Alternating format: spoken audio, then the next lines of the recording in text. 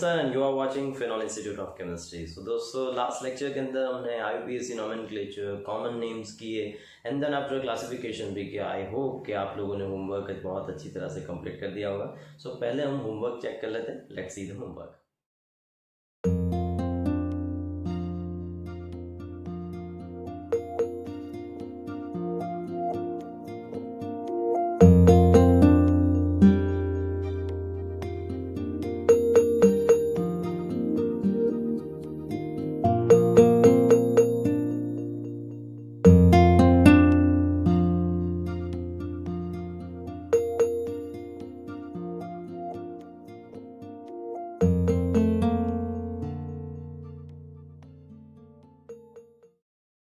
सारे होमवर्क के आंसर्स आप लोग होमवर्क बहुत अच्छी तरह से चेक कर लीजिए। अपने आंसर के साथ मेरे आंसर्स भी मैच कर लीजिए। कुछ डाउट्स वगैरह है तो मुझे आप व्हाट्सएप कर सकते हैं, मैं नीचे नंबर शेयर कर देता हूँ। देखिए दोस्तों, अब बात करते हैं हम आगे के टॉपिक के बारे में। अब आज मेन हमको कंसिडर करना है स्ट्रक्चर्स, राइट। सो स्ट्रक्चर्स हम कंपेयर करेंगे अल्कोहल्स के, फिनॉल्स के एंड ईथर्स के। And let's see the structures. तो structures of the functional groups, हमें मेनली 3 फंक्शनल ग्रुप्स के बारे में चेक करना है एंड स्टडी करना है। कि तो पहले जो यहाँ पे मैंने कंपैरिजन के फॉर्म में बताया है, alcohol, phenol and ether. So alcohol का स्ट्रक्चर, फिनॉल का स्ट्रक्चर एंड ईथर का स्ट्रक्चर। सभी केस के अंदर आप ऑक्सीजन के ऊपर 2 लोन पेयर्स देख रहे हैं। तो यहाँ पे क्वेश्चन अराइज होता है, सर ये 2 लोन पेयर्स किस तरह से हैं। तो लोन पेयर्स के बारे में अभी मैं डिस्कशन करता हूँ, लेकिन पहले हम चेक कर लें कि स्ट्रक्चर के अंदर क्या है। कि जैसे ऑक्सीजन है, यहाँ पे हाइड्रोजन के साथ जॉइन है, ऑब्वियसली OH फंक्शनल ग्रुप है। फिनॉल के अंदर भी फंक्शनल ग्रुप तो OH ही होगा। ईथर के अंदर ROR कहते हैं, इसका मतलब क्या है, ये R ग्रुप है, ऑक्सीजन है, R ग्रुप है। यहाँ पे CH3 लिया है, O लिया है, CH3 लिया है, राइट। सो अल्कोहल के अंदर ऑक्सीजन, यहाँ पे भी ऑक्सीजन, यहाँ पे भी ऑक्सीजन। लोन पेयर्स कैसे आया? तो लोन पेयर के लिए आपको चेक करना रहेगा कि ऑक्सीजन के आउटर मोस्ट में 6 इलेक्ट्रॉन्स हैं। सो 6 इलेक्ट्रॉन्स के अंदर 2 इलेक्ट्रॉन्स बॉन्डिंग में गए, राइट। एक ने कार्बन के साथ बॉन्ड बनाया, एक ने हाइड्रोजन के साथ बॉन्ड बनाया। तो बाकी कितने रहे? तो 6 में से 2 निकाल दो, बाकी रहे 4। तो 2 2 की 2 लोन पेयर्स। तो इस तरह से 1 2 3 4। सो ये लोन पेयर्स इलेक्ट्रॉन कहेंगे इसे। यहाँ पे भी लोन पेयर इलेक्ट्रॉन्स हैं, यहाँ पे भी लोन पेयर इलेक्ट्रॉन्स हैं। सो इस तरह से lone pair and lone pair थोड़ा थोड़ा यहाँ पे रिपल्जन होता है। उसके बाद में बात करता हूँ मैं, उसे हम VSEPR थियरी में डिस्कस भी करता हूँ। लेकिन पहले हम कंसिडर करते हैं bond angle and structure. So bond angle यहाँ पे हाइब्रिडाइजेशन के ऊपर मेनली डिपेंड करता है। अब देखो यहाँ पे कार्बन का हाइब्रिडाइजेशन मैंने यहाँ पे क्या बताया, sp3 बताया। कैसे? So all are single bond, right. All are single bond means sp3 hybridisation. लेकिन यहाँ पे अगर इस कार्बन के बारे में बात करें, फिनॉल के बेंजीन रिंग वाले कार्बन के, तो इसका हाइब्रिडाइजेशन क्या होगा? तो ऑब्वियसली यहाँ पे डबल बॉन्ड होगा, यहाँ पे भी डबल बॉन्ड होगा, यहाँ पे भी डबल बॉन्ड होगा। बेंजीन रिंग है भाई, तो ऑल्टरनेट डबल बॉन्ड्स तो होंगे। तो इस हिसाब से डबल बॉन्ड कार्बन का हाइब्रिडाइजेशन sp2 है, राइट। यहाँ पे तो यहाँ पे भी फिर सारे सिंगल बॉन्ड्स हो गए and all are single bonds, it means that hybridisation is sp3। Hybridisation oxygen का सभी सिंगल बॉन्ड से है, इसलिए हम कंसिडर करेंगे कि सभी का हाइब्रिडाइजेशन कितना है, sp3। सो अगर हम चेक करें कि sp3 हाइब्रिडाइजेशन है तो जो बॉन्ड एंगल होता है, राइट। सो बॉन्ड एंगल कितना होना चाहिए? सो 109 degree 28 minutes exact bond angle है sp3 हाइब्रिडाइजेशन के लिए। लेकिन यहाँ पे बॉन्ड एंगल 108.9 डिग्री मिल रहा है, यहाँ पे 109 डिग्री ही मिल रहा है।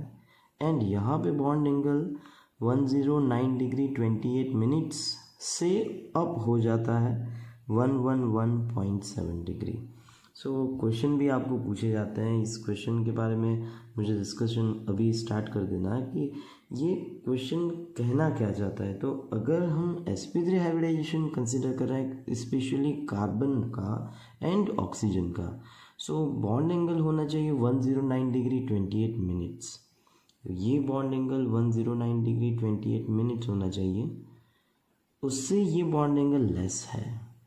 कितना है? 108.9 डिग्री। तो ये लेस कैसे हो गया? बॉन्ड एंगल लेस इसलिए हुआ बिकॉज ऑफ लोन पैर repulsion. You can consider loan पैर रिपल्जन। ये जो लोन पैर है इसका चार्ज नेगेटिव होगा, ये जो लोन पैर है इसका चार्ज नेगेटिव होगा। So ultimately negative and negative यहाँ पे रिपल्जन क्रिएट करेंगे।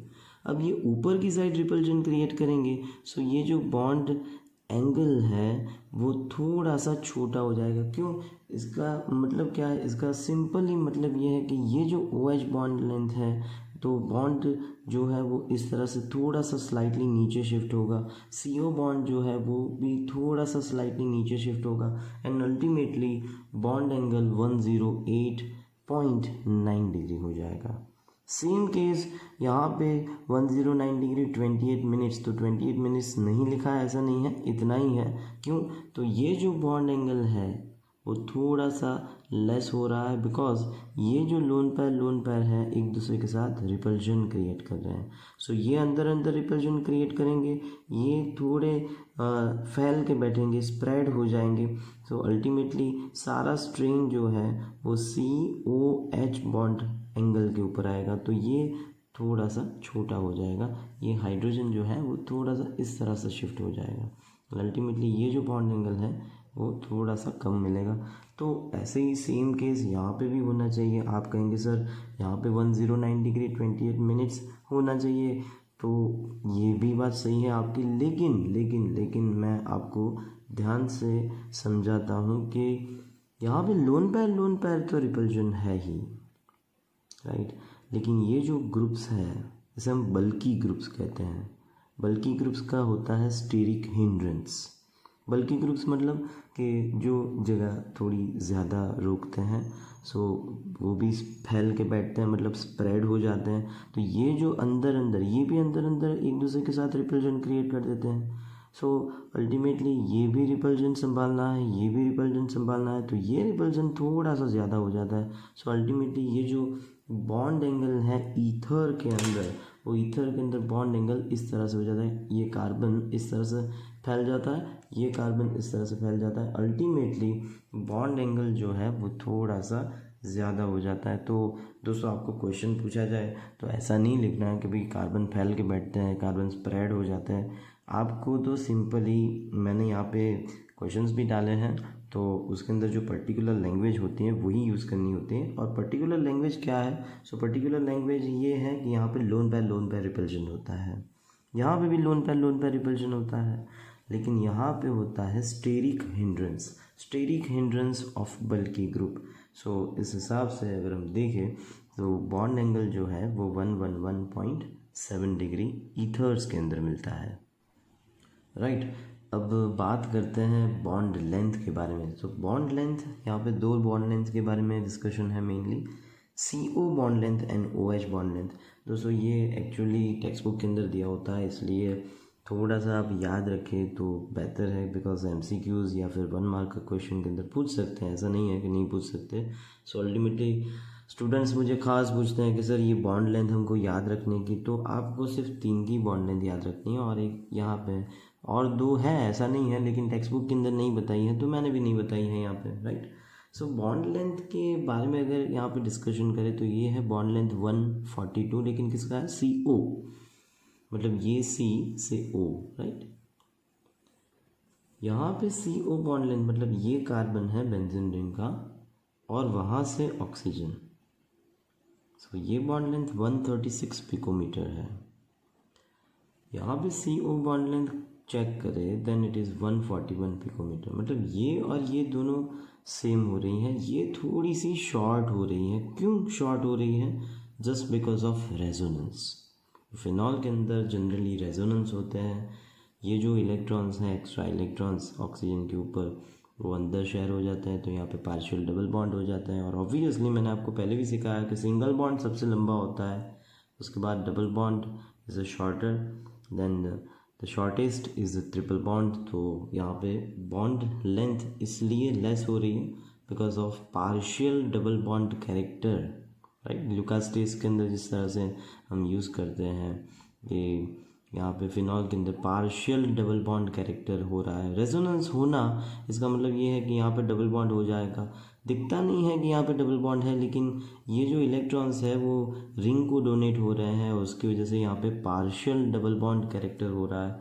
And because of partial double bond character, so bond length यहाँ पे डबल बॉन्ड की वजह से कम हो रही है, दैट इज़ 136 पिकोमीटर, राइट। अब बात है बॉन्ड लेंथ OH की, तो ये सिर्फ आपको याद रखनी है।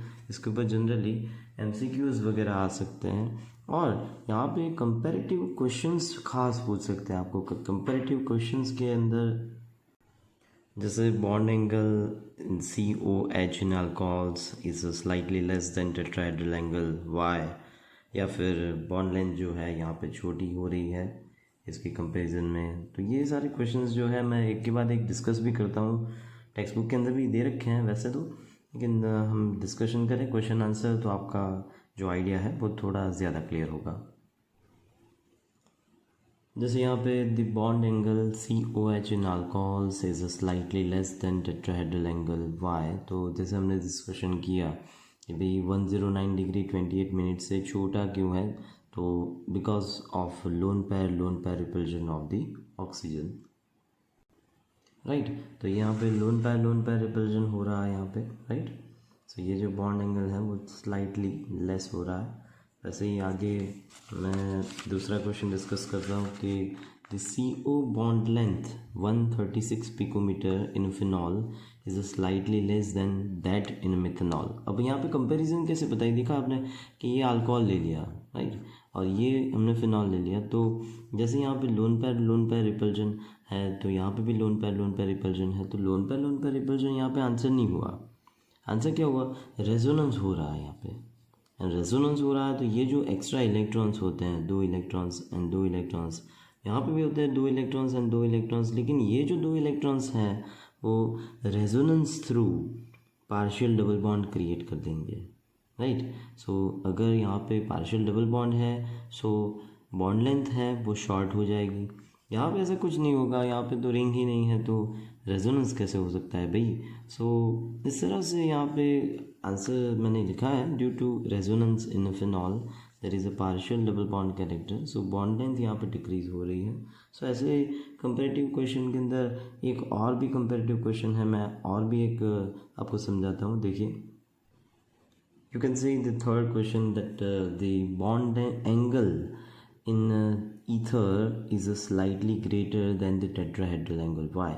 तो ये जो बॉन्ड एंगल है उसकी बात हो रही है, ये बॉन्ड एंगल, तो ये बॉन्ड एंगल क्यों अचानक से बढ़ जाता है, दो देर इज़ अ लोन पैर रिपल्जन, ऐसी बात हो रही है, बिकॉज ऑफ यहाँ पे लिखा है मैंने steric hindrance of what, so steric hindrance of this bulkier group, right. ये जो ग्रुप्स होंगे वो बल्की होंगे। बल्की का मतलब क्या है कि क्राउडिंग वाले ग्रुप जो ज़्यादा जगह रोकते हैं या फिर स्प्रेड होके बैठते हैं, सो इसे हम क्राउडिंग इफेक्ट कह सकते हैं या फिर स्टेरिक हिंड्रेंस कह सकते हैं। आपको स्प्रेड या फिर फैल के बैठते हैं ऐसा कुछ नहीं लिखना है, आपको तो सिर्फ इतना लिखना है बिकॉज ऑफ स्टेरिक हिंड्रेंस बात समझे आप। ये जो ग्रुप्स हैं वो फैल के बैठते हैं, उसे ही हम क्राउडिंग इफेक्ट कहते हैं, राइट। और ये क्राउडिंग इफेक्ट को कहते हैं स्टेरिक हिंड्रेंस। सो ये अंदर अंदर एक दूसरे के साथ रिपल्जन क्रिएट करते हैं। सो ऐसा रिपल्जन क्रिएट ना करे, उसकी वजह से यहाँ पे बॉन्ड एंगल जो है वो 109 डिग्री 28 मिनट्स होना चाहिए, लेकिन है कितना, सो 111.7 डिग्री।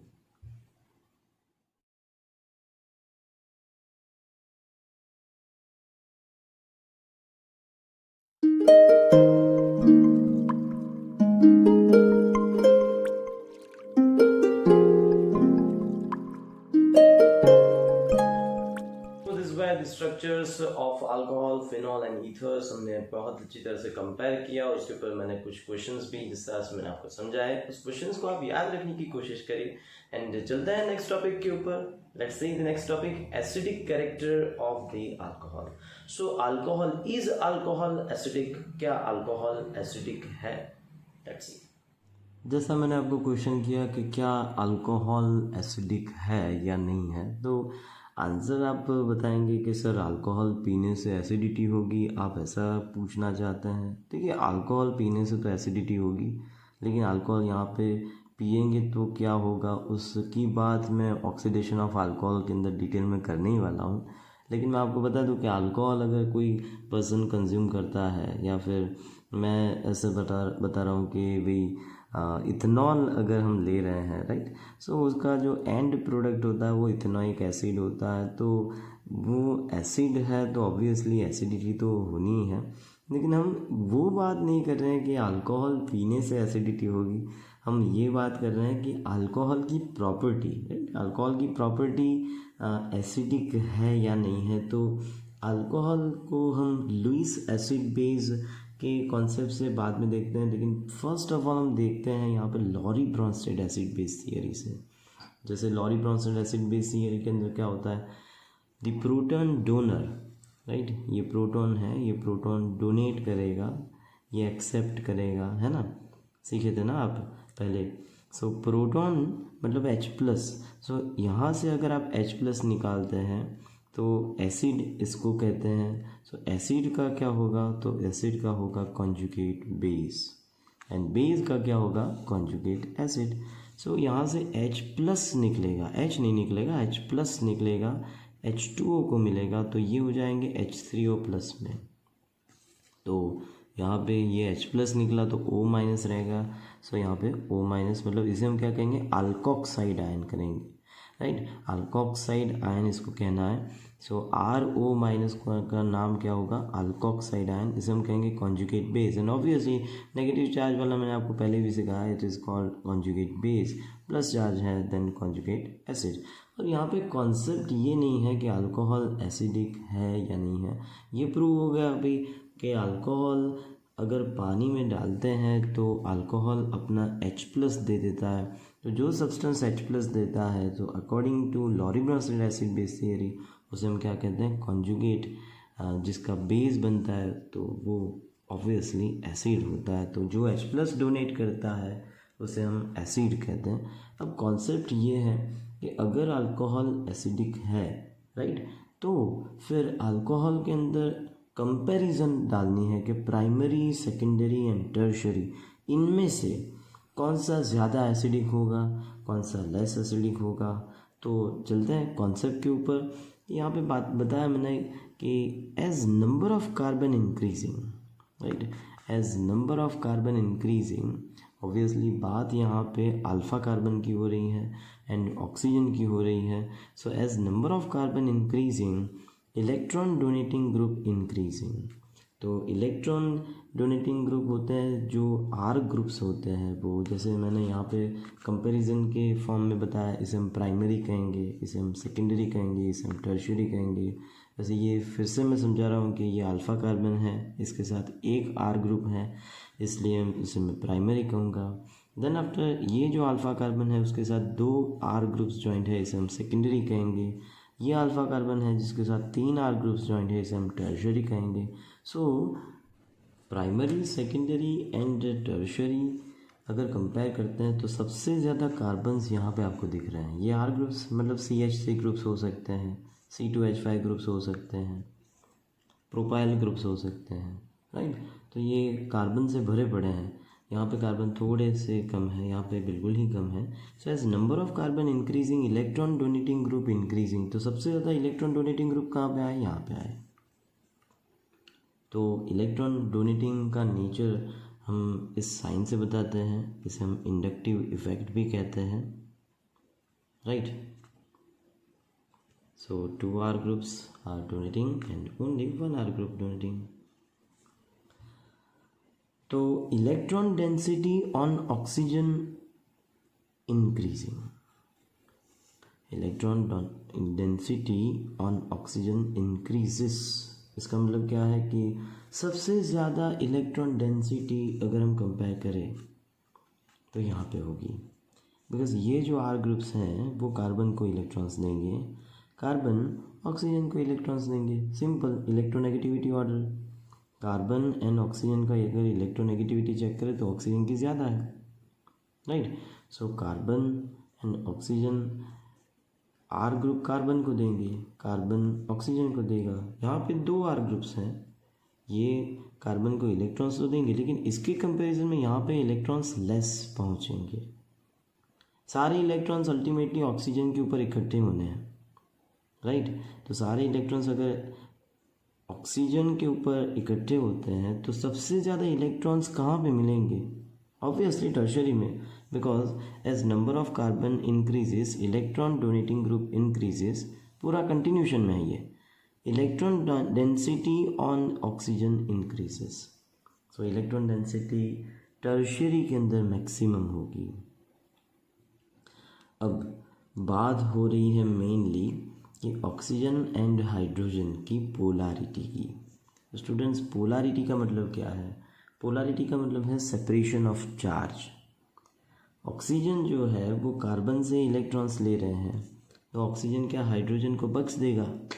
ना, हाइड्रोजन के पास से भी इलेक्ट्रॉन देगा, right. So hydrogen will donate electrons to the oxygen, carbon will also donate electrons to the oxygen. मतलब कि सारा जो इलेक्ट्रॉन्स का चार्ज है वो ऑक्सीजन ने यहाँ पे संभाला है। अब पोलैरिटी डिक्रीजेस क्यों लिखा है? सो बात ये हो रही है कि अगर कार्बन यहाँ पे टर्शरी है तो कार्बन यहाँ पे इलेक्ट्रॉन का ज़्यादा सप्लाई करेगा। सेम अगर हम यहाँ पे कंपेयर करते हैं तो यहाँ पे सिर्फ एक ही आर ग्रुप है, सो ऑक्सीजन को कम इलेक्ट्रॉन्स मिलेंगे।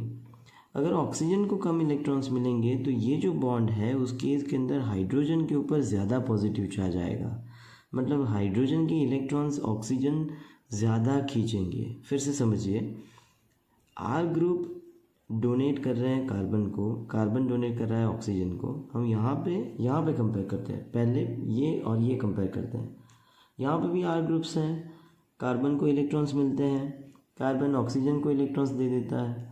तो ऑक्सीजन को यहाँ पे डेंसिटी ऑफ इलेक्ट्रॉन बहुत ज़्यादा हो गया है, तो इसको मतलब कि ऑक्सीजन को हाइड्रोजन के पास से इलेक्ट्रॉन ज़्यादा लेने की ज़रूरत नहीं रहेगी, राइट। आर ग्रुप यहाँ पे बहुत ही कम इलेक्ट्रॉन्स दे रहे हैं ऑक्सीजन को, तो ये ऑक्सीजन हाइड्रोजन के पास से ज़्यादा इलेक्ट्रॉन्स लेगा। सो electron density on oxygen increases तो पोलैरिटी डिक्रीजेस। सो पोलैरिटी सबसे कम यहाँ पे होगी, बिकॉज अगर हाइड्रोजन से ऑक्सीजन के ऊपर इलेक्ट्रॉन्स मैक्सिमम जा रहे हैं तो ये केस यहाँ पे है, तो ये बॉन्ड सबसे ज़्यादा पोलर होगा, ये बॉन्ड लेस पोलर होगा, बिकॉज यहाँ पे सबसे ज़्यादा इलेक्ट्रॉन्स कौन दे रहे हैं?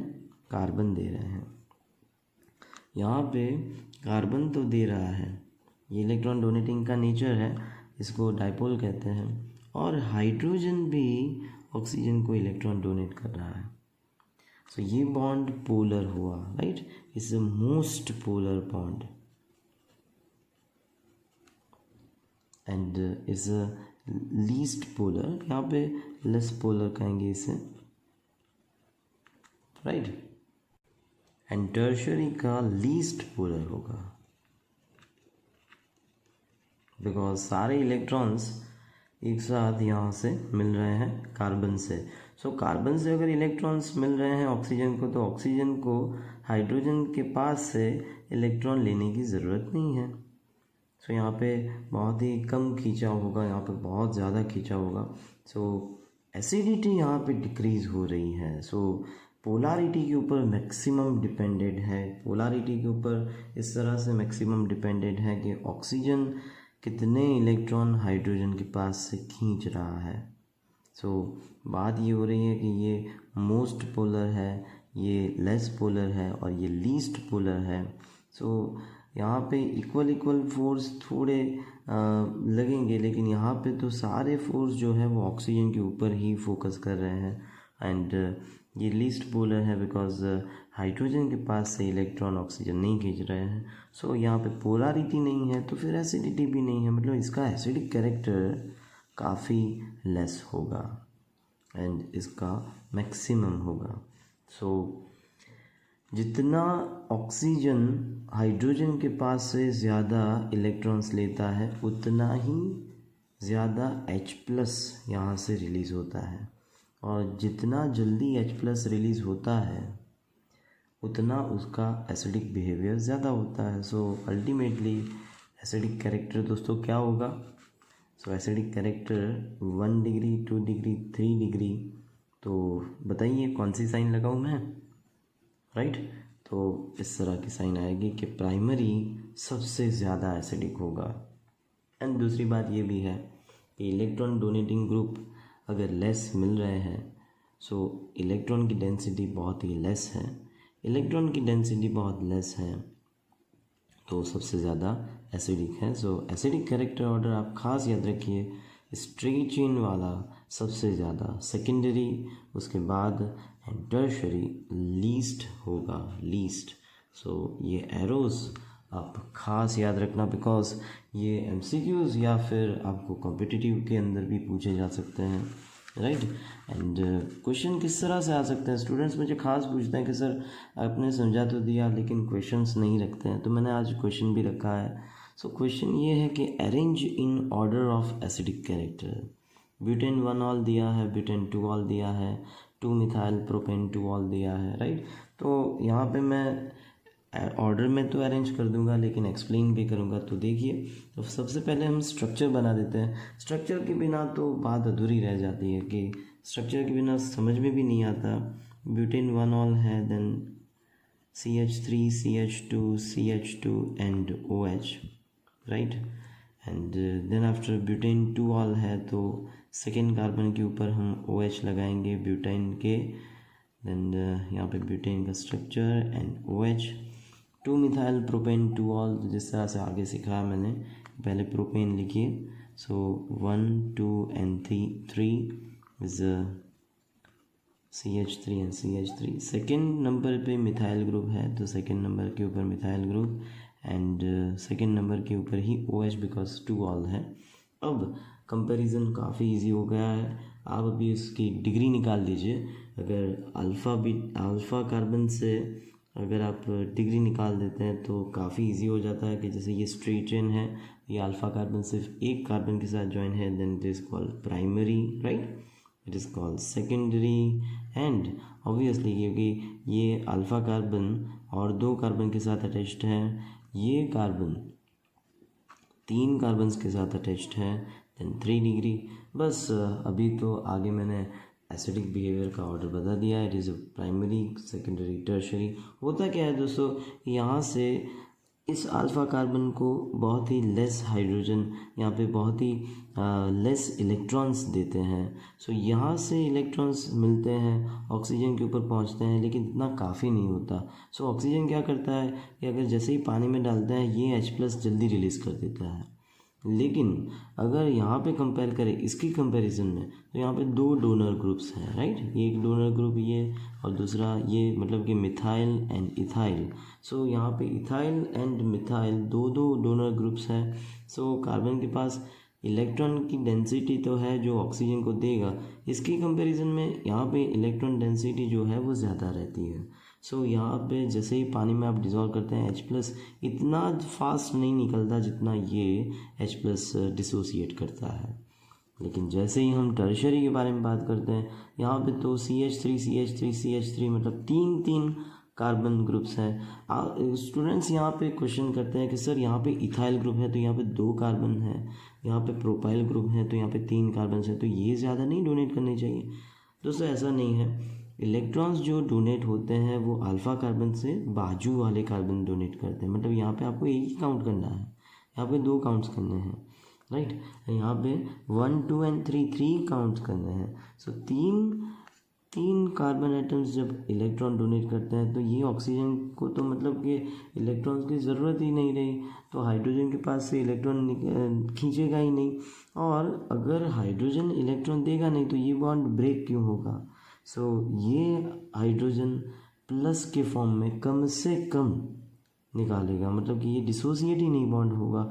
अगर बॉन्ड ही डिसोसिएट नहीं हो रहा है तो एसिडिक कैरेक्टर बहुत ही वीक हो जाता है। सो इस हिसाब से प्राइमरी सबसे ज़्यादा होता है एसिडिक, सेकेंडरी उसके बाद and tertiary.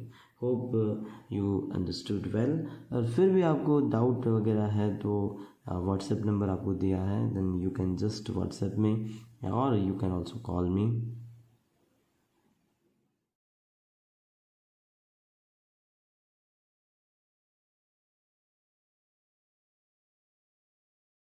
Acidic character of the alcohol के अंदर प्राइमरी पहले आएगा, उसके बाद आएगा सेकेंडरी और उसके बाद आएगा टर्शरी। सो ये ऑर्डर जो है एसिडिक स्ट्रेंथ का या फिर एसिडिक कैरेक्टर का, उसको आपको याद रखना है। अब बात आगे करते हैं physical properties and chemical properties. तो केमिकल प्रॉपर्टीज़ तो हम नेक्स्ट लेक्चर के अंदर करेंगे, लेकिन पहले हम करेंगे physical property. Let's see the physical properties. Basically ये जो टॉपिक है physical properties of alcohols, phenols and ethers, वो कंपैरिजन से ख़ास मैं पढ़ाता हूँ कि अलग अलग कंपाउंड्स लेंगे, उनके कंपैरिजन्स करेंगे, कुछ रूल्स भी फॉलो करेंगे, तभी तो जाके फिजिकल प्रॉपर्टीज़ समझ में आएगी। तो जैसे यहाँ पे फर्स्ट रूल है कि as number of carbon increases, C increases means carbon increases, boiling point increases as contact surface area increases. So यहाँ पे कॉन्टेक्ट सरफेस एरिया किस तरह से बढ़ता है कि अगर यहाँ पे कंपेयर करते हैं first compound that is butane 1 ol, right. So यहाँ पे कॉन्टेक्ट सरफेस एरिया आप देखें तो यहाँ पे स्ट्रेट चेन है, एंड अगर यहाँ पे स्ट्रेट चेन है तो सारे के सारे atoms are in contact with each other, मतलब कि यहाँ पे 1 2 3 4 और ये OH ग्रुप को 5वां एटम कंसिडर करें। सो यहाँ पे 5 एटम्स एक दूसरे के साथ कंटिन्यूस कॉन्टेक्ट में है। वहीं पे अगर हम बी कंपाउंड के बारे में बात करें जो कि ब्यूटेन 2 ऑल है, मतलब कि ब्रांच हो गई यहाँ पे, या फिर यहाँ पे हम कह सकते हैं कि ये सेकेंडरी है। सो अगर सेकेंडरी है तो स्ट्रेट चेन के अंदर कितने कार्बन्स हैं, तो 1 2 3 4, तो कॉन्टेक्ट सरफेस एरिया सिर्फ इतना ही गिना जाएगा, जो स्ट्रेट चेन में है उतना ही काउंट करेंगे। सो यहाँ पे कॉन्टेक्ट सरफेस एरिया 4 एटम्स का है। अगर हम टर्शरी के बारे में चेक करें तो टर्शरी तो यहाँ पे 1 2 3, या फिर इसे हम स्ट्रेट चेन ले लें तो भी यहाँ पे 3 एटम्स का ही हमको कॉन्टेक्ट सरफेस एरिया मिल रहा है। सो कार्बन नंबर बढ़े तो बॉइलिंग पॉइंट इंक्रीज़ होगा, as a contact surface area increase होगा। तो सबसे ज़्यादा कॉन्टेक्ट सरफेस एरिया आपको यहाँ पे दिखता है, देन आफ्टर सेकेंडरी में एंड लास्ट में टर्शरी में। सो बॉइलिंग पॉइंट का ऑर्डर क्या है, सो बॉइलिंग पॉइंट का ऑर्डर है यहाँ पे primary is greater than secondary is greater than tertiary, because primary के अंदर कॉन्टेक्ट सरफेस एरिया मैक्सिमम है as compare to secondary and tertiary. Second rule follow करना है यहाँ पे, as number of OH group increases, as number of OH group increases then boiling point increases। यहाँ पे boiling point के बारे में बात है, तो boiling point and solubility दोनों के बारे में मैंने एक में ही इंक्लूड किया है। जैसे यहाँ पे कंपैरिजन किया है ए compound that is ethanol, right, ethanol है, एंड यहाँ पे दूसरा कंपाउंड है इथिलीन ग्लाइकोल के जिसके अंदर 2 OH ग्रुप्स हैं।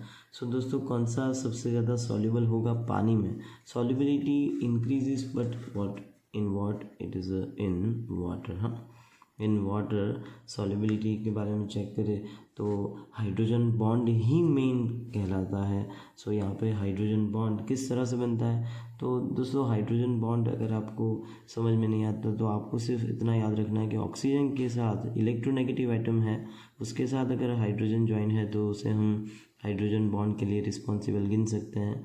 सो ऑक्सीजन के साथ हाइड्रोजन है यहाँ पे भी दूसरा कोई मॉलिक्यूल लिया है इथेनॉल का, उसके साथ भी ये बॉन्डिंग बना रहे हैं। सो यहाँ पे इंटर मॉलिक्यूलर हाइड्रोजन बॉन्ड बन रहे हैं। इंटर मॉलिक्यूलर किस तरह से कहेंगे, क्योंकि 2 अलग अलग कंपाउंड के बीच में है तो इंटर, एक ही कंपाउंड के अंदर अंदर है तो intra, right. So inter and intra कोई भी बने तो बॉइलिंग पॉइंट के लिए रिस्पॉन्सिबल दोनों के दोनों है। अगर एक्स्ट्रा बॉन्ड्स बनते हैं तो उनको तोड़ने के लिए ज़्यादा हमको एनर्जी लगानी पड़ेगी, उसको ज़्यादा बॉईल करना पड़ेगा, एंड अल्टीमेटली वाटर के अंदर इसलिए ज़्यादा सॉल्युबल होंगे क्योंकि वाटर के अंदर भी हाइड्रोजन बॉन्ड होता है। सो वाटर के हाइड्रोजन्स इस ऑक्सीजन के साथ और ये हाइड्रोजन वाटर के ऑक्सीजन के साथ बॉन्ड बनाएगा, सो ये सॉल्युबल होगा। लेकिन जब हम कंपैरिजन कर रहे हैं ए एंड बी तो यहाँ पे OH ग्रुप्स ज़्यादा है। सो OH ग्रुप ज़्यादा है तो आप देख सकते हैं इंटर मॉलिक्यूलर तो है, मतलब कि अलग अलग मॉलिक्यूल्स के बीच में है और अंदर अंदर भी एक दूसरे के साथ बॉन्डिंग बना रहे हैं। तो यहाँ पे inter plus intra, right, inter मतलब 2 अलग अलग बॉन्ड्स, 2 अलग अलग मॉलिक्यूल्स के बीच में बॉन्ड्स, एंड इंट्रा मतलब सेम मॉलिक्यूल्स के बीच में बॉन्ड्स। तो इंटर प्लस इंट्रा मिलेंगे और उसकी वजह से बॉन्डिंग थोड़ी ज़्यादा होंगे तो सॉल्युबिलिटी इंक्रीज़ होगी, बॉन्ड्स ज़्यादा है यहाँ पे, तो उनको तोड़ने के लिए भी ज़्यादा ताकत लगानी पड़ेगी, मतलब कि हमें ताकत तो टेम्परेचर से ही लगानी है, ज़्यादा बॉईल करना पड़ेगा। So ultimately A and B जब कंपेयर करते हैं तो बॉइलिंग पॉइंट किसका ज़्यादा होगा, बी का ज़्यादा होगा। अगर 3 OH ग्रुप्स होते तो उसका बॉइलिंग पॉइंट ज़्यादा होता।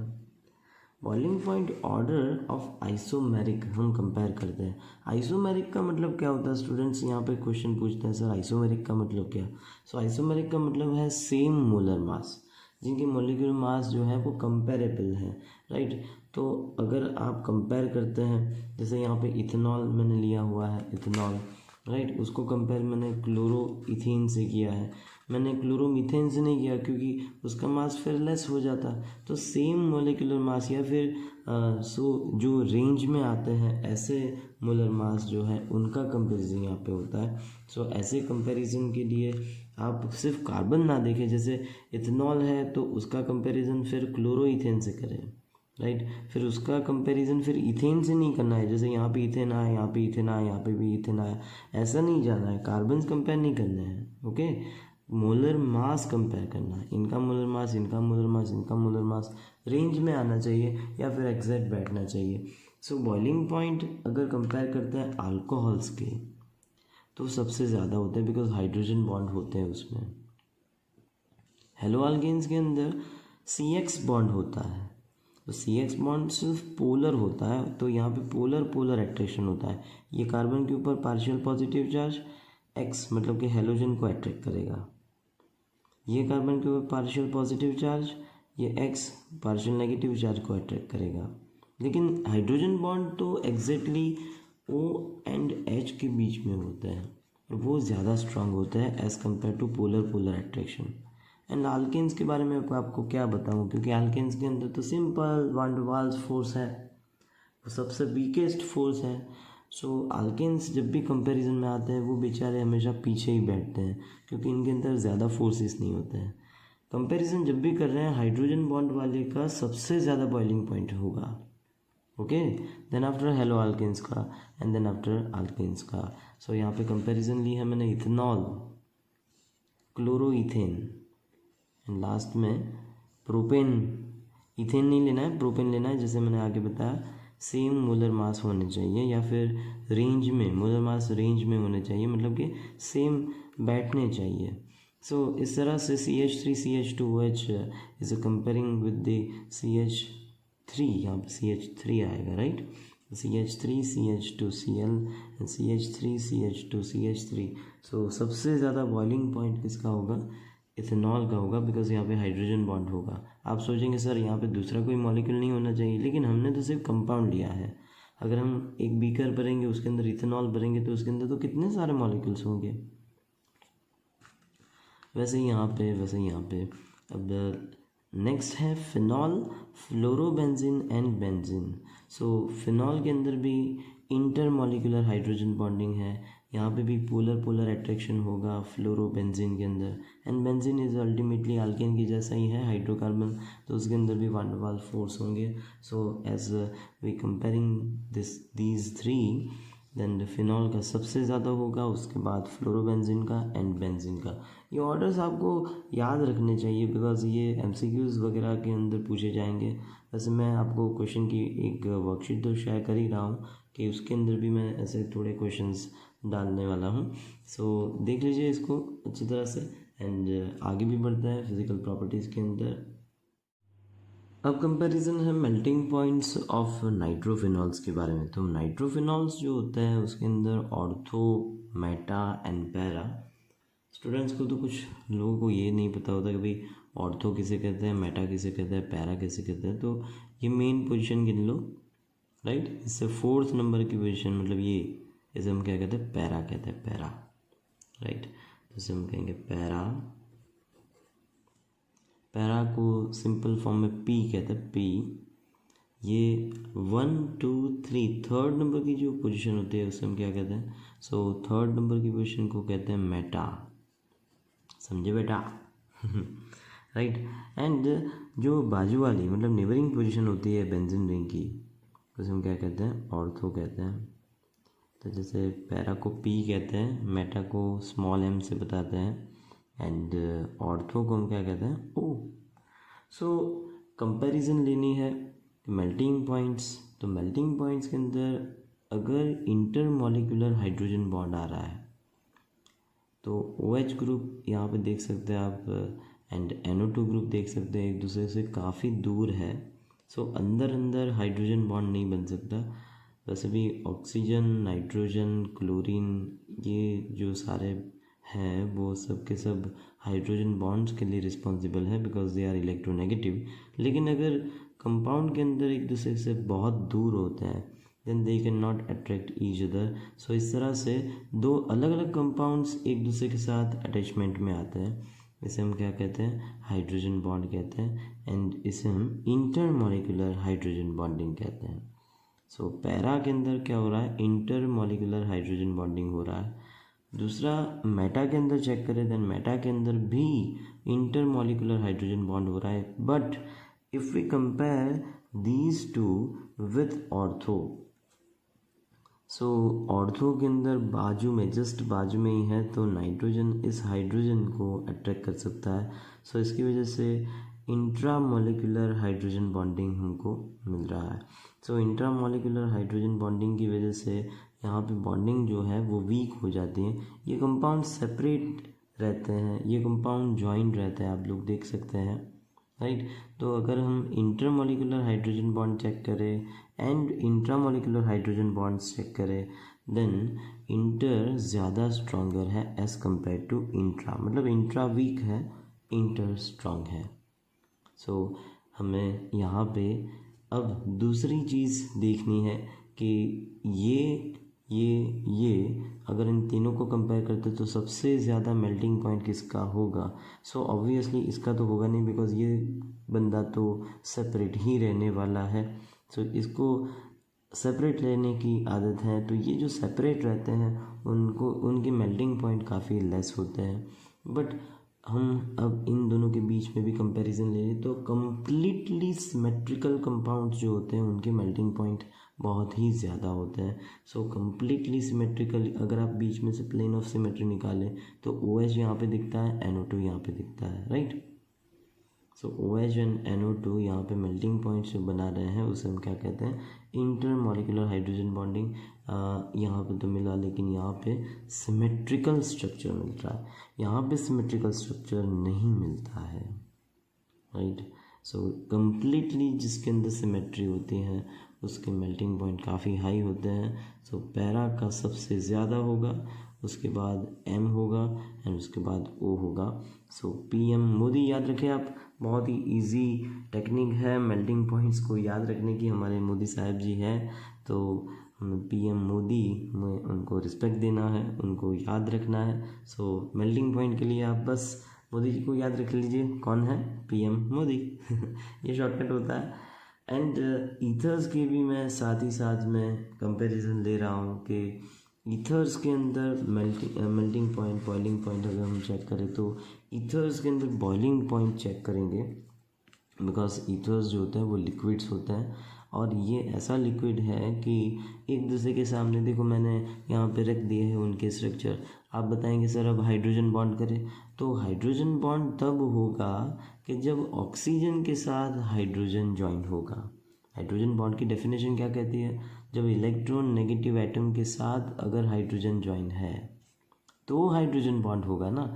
यहाँ पे तो ऑक्सीजन के साथ कौन ज्वाइन है, कार्बन ज्वाइन है, यहाँ पे ऑक्सीजन के साथ कार्बन ज्वाइन है, यहाँ पे ऑक्सीजन के साथ कार्बन, यहाँ पे भी ऑक्सीजन के साथ कार्बन, तो एक दूसरे के सामने मुंह फुलाए हुए बैठ जाएंगे और क्या, एक दूसरे के सामने देखते रहेंगे, मुंह फुलाए हुए हैं ये दो कि भाई हम हाइड्रोजन बॉन्ड नहीं बना सकते। So hydrogen bond is absent. और दूसरी चीज़ मैं आपको बताऊं कि हाइड्रोजन बॉन्ड अगर एब्सेंट होता है तो फिर बॉइलिंग पॉइंट्स उनके लेस हो जाते हैं, राइट। तो मैं हमेशा स्टूडेंट्स को कहता हूँ कि दोस्तों organic chemistry is just like ether, अभी रखा अभी उड़ गया, समझे। तो ईथर कंपाउंड्स की बॉइलिंग पॉइंट काफ़ी लेस है। ईथर कंपाउंड को थोड़ा सा भी अपने ओपन बॉटल के अंदर रखते हैं तो बॉटल तुरंत ही आधी हो जाती है बिकॉज उसके रीज़न क्या है? उसके रीज़न है कि बॉन्ड्स जो है वो एब्सेंट है, हाइड्रोजन बॉन्ड्स एब्सेंट है। अब छोटे से बीकर, खुला बीकर रखो और उसके अंदर ईथर डालो, थोड़ी देर बाद आप देखोगे तो काफ़ी सारा उड़ गया होगा। Reason because hydrogen bond absent है। हाइड्रोजन बॉन्ड एब्सेंट है देन बॉइलिंग पॉइंट उसके बहुत ही लेस हो जाते हैं। बॉन्ड्स यहाँ पे जैसे यहाँ पे हुआ ना, यहाँ पे तो फिर भी इंट्रा मॉलिक्यूलर है, यहाँ पे तो है ही नहीं। सो अगर है नहीं बॉन्ड्स तो ये कंपाउंड सेपरेट रहते हैं।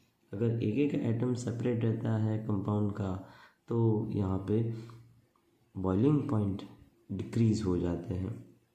दूसरी बात ये है कि अगर हम ईथर एंड वाटर करें तो क्या ये कंपाउंड जो है वो सॉल्युबल होगा? तो जैसे मैंने आपको बताया कि ऑक्सीजन के साथ हाइड्रोजन ज्वाइन होना चाहिए, तो यहाँ पे तो नहीं है, लेकिन वाटर की ऑक्सीजन के साथ तो हाइड्रोजन ज्वाइन है। सो ये हाइड्रोजन इस ऑक्सीजन के साथ थोड़ा सा हाइड्रोजन बॉन्ड फॉर्म करेगा एंड हाइड्रोजन बॉन्ड प्रेजेंट कहेंगे इसे, and ethers are soluble in water. लेकिन अब ईथर के अंदर भी कंपैरिजन है कि कौन से ज़्यादा सॉल्युबल होते हैं, कौन से ज़्यादा सॉल्युबल नहीं होते हैं। So lower carbon containing ethers are soluble, इसे हम क्या कहते हैं? मिसिबल कहते हैं। सॉल्युबल का मतलब है मिसिबल, दो सेपरेट लेयर बनना, उसे हम कहते हैं इममिसिबल। मतलब अगर इनसॉल्युबल होगा तो इममिसिबल। अगर कोई सेपरेट लेयर्स ना बने, कंपाउंड जो है वाटर में डिज़ोल्व हो जाए तो उसे हम क्या कहेंगे? मिसिबल कहेंगे। So lower carbon containing ethers are soluble but as carbon increases solubility decreases. जैसे यहाँ पे बताया मैंने मिथॉक्सी मीथेन, कितने कार्बन है? 2। तो वाटर के अंदर बैठा है कंपाउंड, आप देख सकते हैं उसका थोड़ा सा भी हिस्सा बाहर नहीं गया बिकॉज ये कम्प्लीटली मिसिबल है, कम्प्लीटली सॉल्युबल है। लेकिन अगर हम बात करते हैं वाटर एंड मिथॉक्सी बेंजीन की, जिसे हम क्या कहते हैं? एनीसॉल कहते हैं, राइट? पहचाना इस कंपाउंड को? एनीसॉल। तो OCH3 ग्रुप तो लेस कार्बन की वजह से वाटर के अंदर डिसॉल्व हो जाता है, लेकिन बेंजीन रिंग जो है वो वाटर से बाहर रहती है, मतलब कि ये कंपाउंड इनसॉल्युबल रहता है। सो रिंग जहाँ पे आ रही है या फिर कार्बन्स इंक्रीज हो रहे हैं, ऐसे कंपाउंड्स वाटर के अंदर सॉल्युबल नहीं होंगे। ऑर्गेनिक सॉल्वेंट्स के अंदर जैसे कार्बन टेट्राक्लोराइड वगैरह जो है उसके अंदर ये सॉल्युबल हो जाएंगे, लेकिन हम कंपैरिजन वाटर के अंदर कर रहे हैं तो ये सॉल्युबल नहीं होंगे। इसलिए मैंने यहाँ पे कुछ सेंटेंस लिखा है, ये सेंटेंस बहुत ही इंपॉर्टेंट है। Aliphatic ethers with less carbon, हाँ, एलिफेटिक का मतलब क्या है? ROR, जैसे ये ROR are more soluble than aromatic ethers. अगर आप बेंजीन रिंग यहाँ पे एक डिज़ोल्व नहीं हो रही है तो दो बेंजीन रिंग कैसे डिज़ोल्व होगी? सो लेस कार्बन है, एलिफेटिक है, तुरंत डिज़ोल्व हो जाएंगे। एरोमेटिक है, ऑब्वियसली ज़्यादा कार्बन्स होंगे, जल्दी डिज़ोल्व नहीं होंगे, उनको फिर अलग अलग टेक्निक से डिज़ोल्व करते हैं। वैसे वो टेक्निक समझनी है तो यहाँ पे अच्छी तरह से समझ लें और इतना याद रख लें, देख लें एक बार।